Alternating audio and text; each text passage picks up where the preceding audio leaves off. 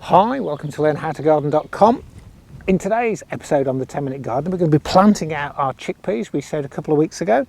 And if you're not already subscribed to me at Learn How to Garden, you can do that by clicking on the link below this film, input your email address, and it means every single time I put up a new film I can let you know. You can get to see which films don't appear on the normal video aggregators, and you also get my free monthly newsletter.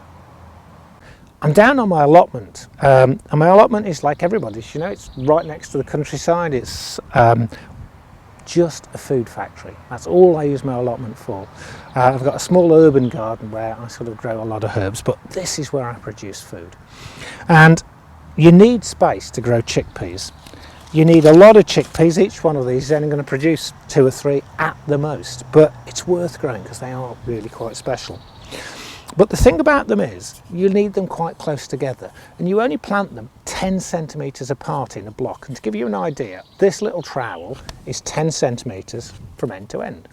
So you can get quite a lot into a small space. And we planted these into root trainers, and what I want to show you is that they've got a really nice root system, but they're very, very fragile. It's not a strong root system at all. So you take them out,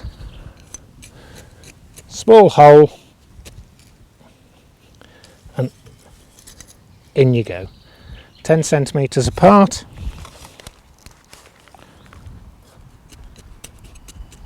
Small hole, and in you go. And you plant them in a block. For any of you new to Learn How to Garden, if you're using a trowel to plant, don't try to dig like that. It's really difficult. The Dutch bulb planters showed me how to do this, and it's much easier. I mean, they're planting thousands of bulbs a day. Just use the end, dig it towards you, it's nice and friable. Take your plant, pop it in, gently firm it down. Nothing could be easier. It's why a nice wide trowel is really good for planting out when you're planting in a veg garden en masse. Because they're quite weak growing, it's going to be really important to keep all of the soil between these plants weed free. Weeds will compete with chickpeas really, really easily, and they will reduce your chickpea crop dramatically. So I'll just get these chickpeas all in, and you can see what it looks like when it's finished. Once they're all in, you can see they're really close together. You plant chickpeas closer together than more or less anything else that I grow in the veg garden, and that's because they're quite weak little plants, but they'll support each other as they grow. This will just become a little mass of chickpeas growing away.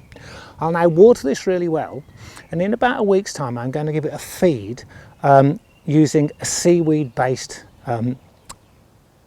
plant food, a liquid feed using a seaweed based one. And the reason for that is the seaweed has a really good effect on stimulating the root growth.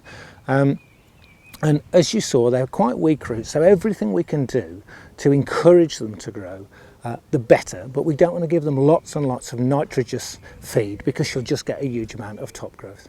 And keep an eye out for slugs, keep an eye out for snails. You'll probably have to net them because birds, pigeons especially, seem to really love mine when I grow mine. So I'll have to put a net over these. And that's it. So we sowed them, like I say, about 3 or 4 weeks ago. We've now planted them out, and they really shouldn't have any problems until it comes to cropping them, and we'll do a quick update. Thanks a lot for watching.